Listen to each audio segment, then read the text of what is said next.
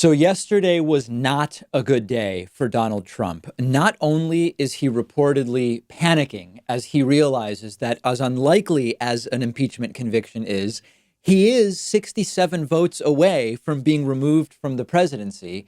We have a new report that says he committed multiple federal crimes. Crimes, not violations of his oath of office, which are bad enough, by the way. And he was raging all day yesterday. Once again, just tweeting all day. The entire day spent tweeting and retweeting all sorts of agit trash.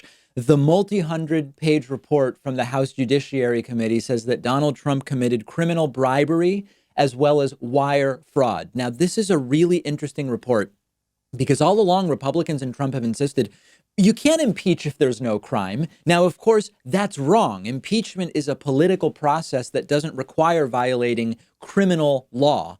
But it just so happens that Donald Trump now is accused of committing crimes as well. This set Trump off on another one of these petulant, childish tirades, including one tweet with all caps, "Read the transcripts," continuing to say the impeachment hoax is the greatest con job in the history of American politics. The fake news media, capital FNM in fake news media, and their partner, the Democrat Party, are working overtime to make life for the United Republican Party and all it stands for as difficult as possible. Trump also going on to brag about the stock market. We know that he thinks, because he has said, if stocks are doing well, how do you impeach a president? Tweeting, quote, "New stock market high. I will never get bored of telling you that, and we will never get tired of winning." Now, just as a reminder, here's video of Trump 2 weeks ago on a day that stocks fell 400 points on the Dow, saying he doesn't watch the stock market. But if the stock market goes up or down, I don't watch the stock market. I watch jobs.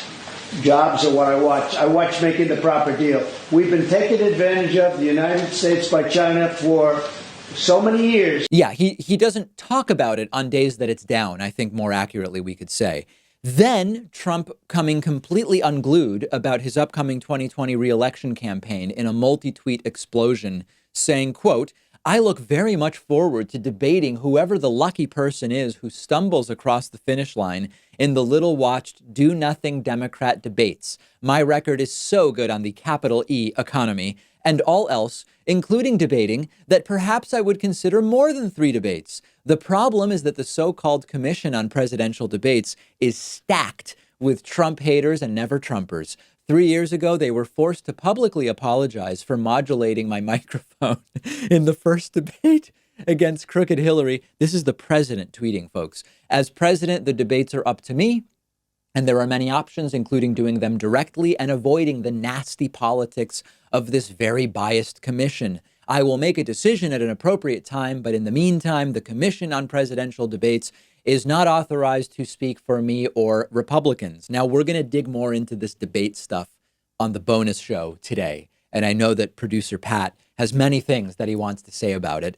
Trump then continuing all day. I mean, it is all day long retweeting endless propaganda videos from Fox News and Rudy Giuliani. The narrative being it's all a con job. Everyone's been tricked. They're attacking him unfairly. It's all unbelievable. So don't be tricked. Trump is raging because he got caught, but he still might get away with it. They did it in public. Crimes in real time, some on live television, some on Twitter, witness tampering, intimidation, all this different stuff.